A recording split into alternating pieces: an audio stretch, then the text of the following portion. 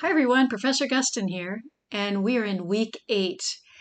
And, as I go through the material for this week, I feel like we've kind of arrived to a point that we're using a lot of the introductory information that we started with, things about cells, things about pH, kind of just different concepts that we've done. Oh, tissues, like there's all sorts of things. We talk a little bit about blood.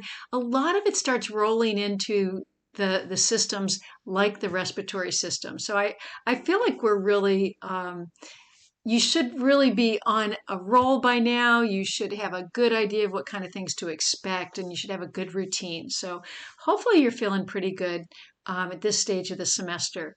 So we're going to be doing respiratory system, and this is really like classic. The parts, what do they do? Make sure you can find them. Make sure you know what they do. Make sure the order of how the air flows through the respiratory tract. And then if you're good at all that, when you get to the point where you talk about a disease, like what happens if the alveoli aren't working? What happens if the bronchi are blocked or something like that? Then you can kind of figure it out. And so it's kind of, I think we're just a really good part of the semester where I'm hoping that some of this is starting to kind of gel for you.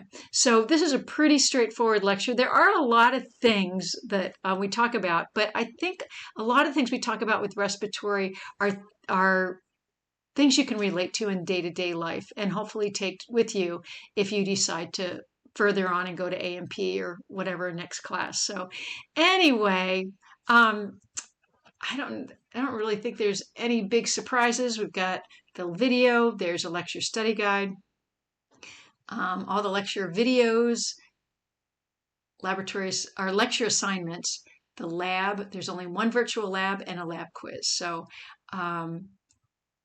good luck this week, and hope you guys had a nice restful break and you're back at it to wrap it up for the semester. So take care.